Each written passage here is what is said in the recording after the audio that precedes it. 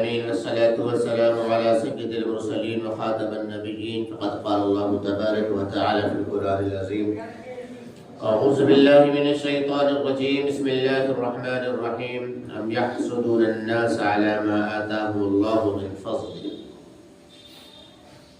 صدق الله العظيم.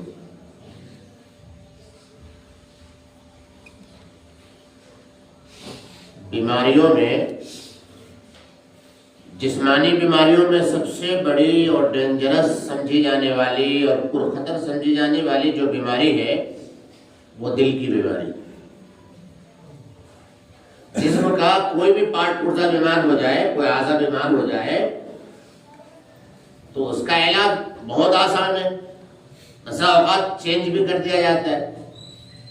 لیکن جسے دل کی بیماری لگ گئی، بہت خاموش اور خاموشی کے ساتھ وہ انسان کو قبر تک پہنچا دیتی ہے، جسے ہارٹ اٹیک آنا بولتے ہیں.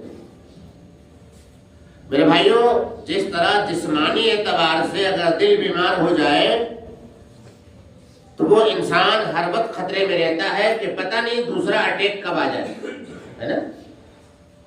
ٹھیک اسی طرح روحانی اعتبار سے بھی، ایمانی اعتبار سے بھی، آخرت کے اعتبار سے بھی یہی بیماری یعنی دل کی ہی بیماری ہے جو بہت ہی ڈینجرس اور خطرناک ہے.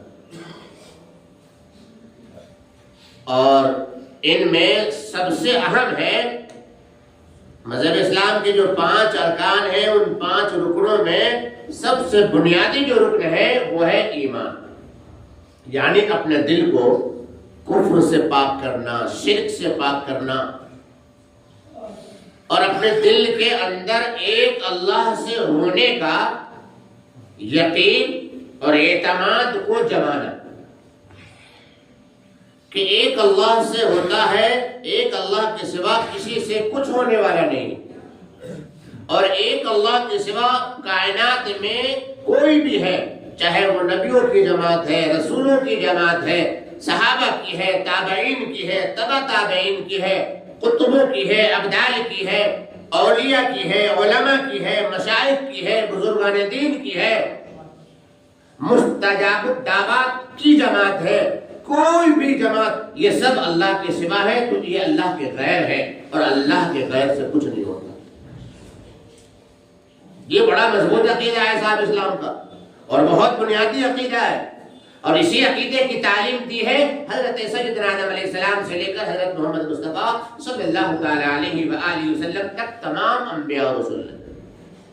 اسی کو ایمان بولا جاتا ہے، اسی کو توحید کے نام سے جانا جاتا ہے. یہی یقین اور یہی بلیو، یہی اعتماد اور یہی نسبت اور یہی تعلق ہے جو انسان کو اللہ سے قریب کرتا ہے. اللہ کی قربت اس یقین کے ساتھ ملا کرتی ہے، اللہ کی نسبت اس معرفت کے ساتھ عطا ہوتی ہے کہ بندہ دل سے اس بات کو مان لے کہ ایک اللہ کے سوا کوئی معبود نہیں. ہم چاہے کتنے بھی اعمال کر لیں اور کتنے بڑے بڑے اعمال کر لیں، اگر ہمارا دل ایمان و یقین سے خالی ہے تو یاد رکھیں اس محنت اور اس کاوش اور ان اعمال کا جو ہم نے زندگی بھر کیا ہے، اللہ رب کے یہاں، اللہ رب الکریم کے یہاں آخرت میں ہمیں اس کا کوئی صلہ اور اجر ملنے والا نہیں. آخرت میں جو ہمیں جزائیں دی جائیں گی، آخرت میں جو ہمیں صلہ دیا جائے گا، آخرت میں جو ہمیں بدلہ دیا جائے گا، اس کے لیے ایمان کا ہونا چاہیے. آخرت کی تمام نعمتیں اللہ نے صرف ایمان والوں کے لیے بنائی. تو اس دل کی، جیسے دل کی بیماری جو خطرناک ہے، جسے ہارٹ اٹیک بولتے ہیں یا ہارٹ سے تعلق کوئی بھی بیماری ہے چھوٹی سے چھوٹی، وہ بھی ڈینجر ہوتی ہے. تو سب سے بڑی پہلی چیز یہ ہے کہ ہم اپنے دل میں ایک اللہ سے ہونے کا یقین جمائیں.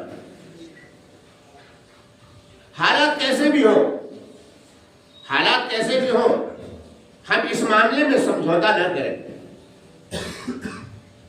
ہمارا ایمان و یقین اللہ سے ہٹ کر کہیں اور نہ جائے.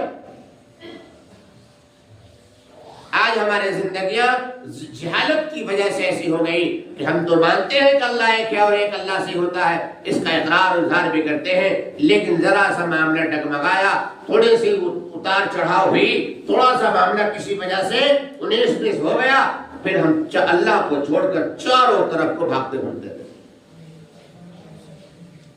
نہ جانے کہاں کہاں ماتھے ٹیکتے ہیں، کہاں کہاں امیدیں لے کر کے جاتے ہیں، اور ہم بھول جاتے ہیں کہ ہم توحید والے ہیں، ہم ایک اللہ کے ماننے والے ہیں، ہم ایمان والے ہیں، اسلام والے ہیں، اسلام والا، ایمان والا، توحید والا، قرآن والا اور حضرت محمد مصطفیٰ صلی اللہ تعالی علیہ وسلم کی ذات اقدس والا وہ بندہ ہو ہی نہیں سکتا جو ایک در کو چھوڑ کر 100 در کا چکر کاٹے۔ ہمیں ہمارے نبی نے یہ تعلیم نہیں دی ہے، نے ایسا اسلام پیش کیا ہے۔ اسی طرح میرے بھائیوں، جب ہم نے اللہ کو مان لیا، اب جو ہے دل کی جو بیماری ہے جس میں ہم لوگ برابر پوری زندگی شریک رہتے ہیں، وہ کیا ہے؟ حسد۔ کیا ہے؟ حسد، کینہ، بغض، عداوت، تکبر، ریا، یہ سب کیا ہے؟ دل کی بیماری۔ حسد بھی دل کی بیماری ہے، تکبر بھی دل کی بیماری ہے، بغض و عداوت بھی دل کی بیماری ہے، کینہ بھی دل کی بیماری ہے، اور اسی طرح قطع رحمی یہ بھی دل کی بیماری ہے۔ یہ سب دل کی ایسی بیماری ہے کہ انسان ان بیماریوں کے ساتھ نماز بھی پڑھ رہا ہے، روزے بھی رکھ رہا ہے، زکات بھی دے رہا ہے، حج بھی کر رہا ہے، قربانیاں بھی کر رہا ہے، اور دین کے سارے تقاضوں کو پورا کر رہا ہے، لیکن یہ بیماری دل سے اس کی نکلتی نہیں۔ اور اس بیماری کو لیے سوتا ہے، لیے گھومتا ہے، لیے سارے کام لیے کرتا ہے، حتیٰ کہ اگر جماعت کھڑی ہونے لگے پہلی صف میں، دوسری صف میں، سب نمازی ہیں، وہاں بھی ہمارا دل ایک دوسرے سے پاک اور صاف نہیں۔ ہر نمازی، ہمارا حال یہ ہے کہ ہر نمازی جب نماز میں صف میں کھڑا ہوتا ہے برابر والے کو دیکھتا ہے اور بولتے ہیں تو گھٹیا آدمی ہے، میں اس کے برابر میں کیوں کھڑا ہوں؟ کیا بات ہے بھائی، ارے واہ، کیا کوالٹی ہے دینداری کی، سمجھے بات کو؟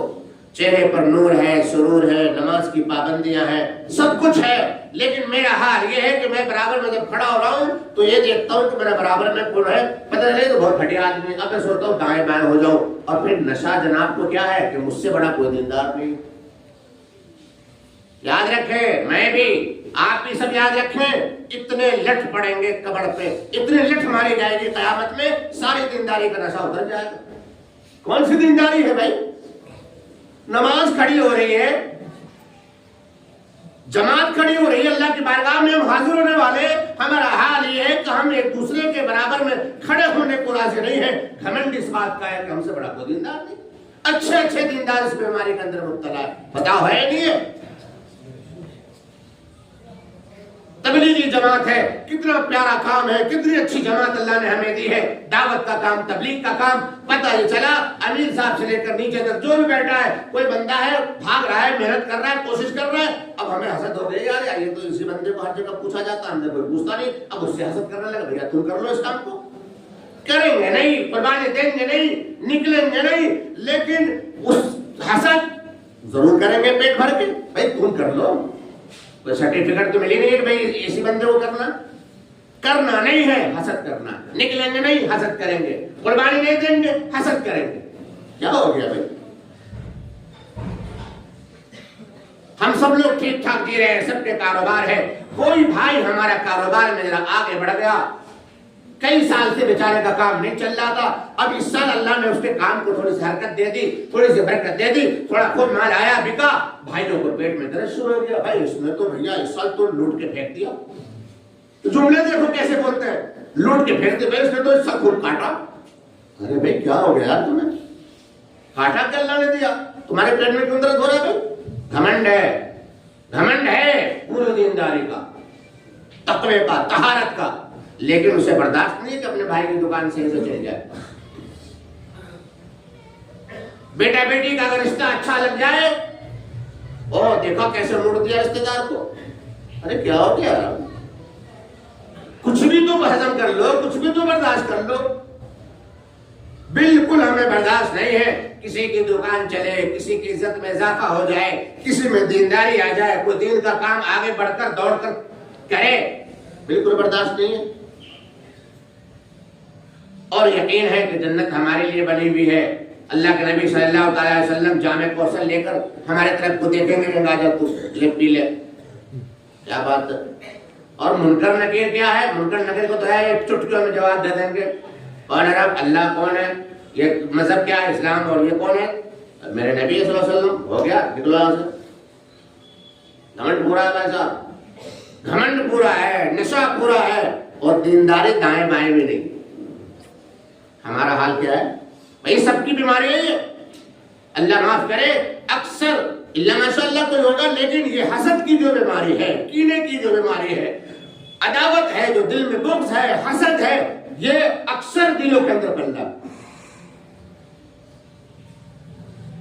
قرآن کہتا ہے، حدیث کہتی ہے، شریعت کہتی ہے، اللہ اور اللہ کے رسول کو یہ بات مطلوب ہے کہ ایک صف میں کوئی بھی کھڑا ہو سکتا ہے، اپنے وقت کا امام، اپنے وقت کا محدث، خانہ کعبہ کے امام صاحب بھی اگر نماز پڑھ رہے ہیں، ان کے برابر میں خانہ کعبہ کے امام صاحب ہیں، اگر قاری عبد الرحمن سدیس صاحب بھی ہیں مدد اللہ العالی، اور اسی خانہ کعبہ میں پوچھا مارنے والا ایک کرمچاری ہے، ان کے برابر میں کھڑا ہو سکتا ہے۔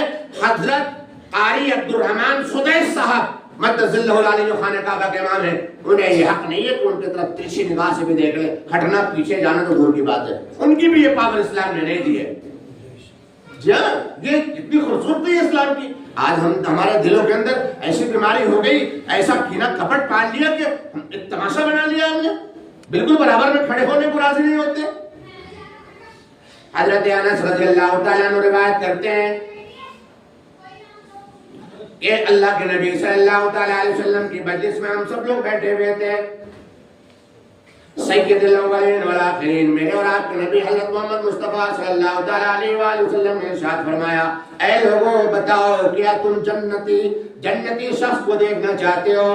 صحابہ کرام مچل گئے، سب کی نگاہیں بارگاہ رسالت پر ٹک گئی، سب نے کہا ہاں یا رسول اللہ، ہم جنتی کو دیکھنا چاہتے ہیں۔ اللہ کے نبی جناب محمد رسول اللہ صلی اللہ تعالیٰ علیہ وسلم نے ارشاد فرمایا، ابھی اس دروازے سے ایک شخص آنے والا ہے، جو شخص ابھی اس دروازے سے داخل ہوگا وہ جنتی ہے۔ صحابہ کرام رضوان اللہ تعالیٰ علیہم اجمعین کی نظریں دروازے کی طرف پڑی، سب نے دیکھا کہ ایک انصاری صحابی ہے، ان کی داڑھی سے پانی وضو کے قطرات ٹپک رہے ہیں اور وہ مسجد نبوی کے اندر تشریف لا رہے ہیں۔ پھر دوسرا دن، پھر تیسرا دن، 3 مرتبہ صلی اللہ تعالیٰ علیہ وسلم نے یہی بات ارشاد فرمائی۔ حضرت عبداللہ بن عمر رضی اللہ تعالیٰ عنہ، حضرت عبداللہ بن عمر رضی اللہ تعالیٰ عنہ اٹھ کھڑے ہوئے۔ تیسرے دن جب وہ صحابی جانے لگے تو ان کے پیچھے ہو گئے اور فرمایا کہ کسی وجہ سے میں 3 راتیں اپنے گھر نہیں جا سکتا، میں چاہتا ہوں آپ کے یہاں قیام کر لوں، کیا اجازت ہے؟ جی اجازت ہے، آ جاؤ۔ جب 3 راتیں گزر گئی اور حضرت عبداللہ جانے لگے تو انہوں نے بات جو ماجرا ہوا تھا مسجد نبی میں آپ صلی اللہ علیہ وسلم نے جو بشارت دی تھی اس کے بارے میں آپ نے فرمایا کہ ہم تو اس لیے آئے تھے لیکن ہم نے کوئی عمل آپ کے ایسا دیکھا نہیں، بس اسی کے لیے آیا تھا، اب تو میں چلا۔ تو حضرت وہ انصاری صحابی، ان کا نام حضرت سعد بن ابی وقاص رضی اللہ تعالیٰ عنہ، فرماتے ہیں کہ سنو، حضرت سعد بن ابی وقاص رضی اللہ تعالیٰ عنہ حضرت عبداللہ رضی اللہ تعالیٰ عنہ سے مخاطب ہوئے اور عرض کیا کہ اے میرے بھتیجے سنو، میرے پاس کوئی خاص عمل نہیں ہے، پر ایک کام ہے کہ جب رات کو میں بستر پر لیٹتا ہوں تو میں اپنے دل کا جائزہ لیتا ہوں، اپنے دل کو ٹٹولتا ہوں، اپنے دل کا محاسبہ کرتا ہوں کہ میرے دل میں کسی مسلمان کے لیے کوئی کینہ حسد یا کسی کے لیے کوئی بات تو نہیں ہے۔ اللہ کا شکر ادا کرتا ہوں کہ اپنے دل کو روزانہ رات کو سوتے وقت حسد اور کینے سے اپنے دل کو پاک اور صاف پاتا ہوں۔ کہہ دو سبحان اللہ۔ حضرت عبداللہ رضی اللہ تعالیٰ عنہ فرماتے ہیں کہ یہی وجہ ہے، یہی وہ عمل ہے جس کی وجہ سے بارگاہ رسالت میں اللہ کے نبی صلی اللہ تعالیٰ علیہ وسلم نے مجلس میں تمہیں جنتی ہونے کی بشارت سنائی ہے۔ اللہ الصمد۔ کیا ہو گیا؟ ہمیں جنت نہیں چاہیے،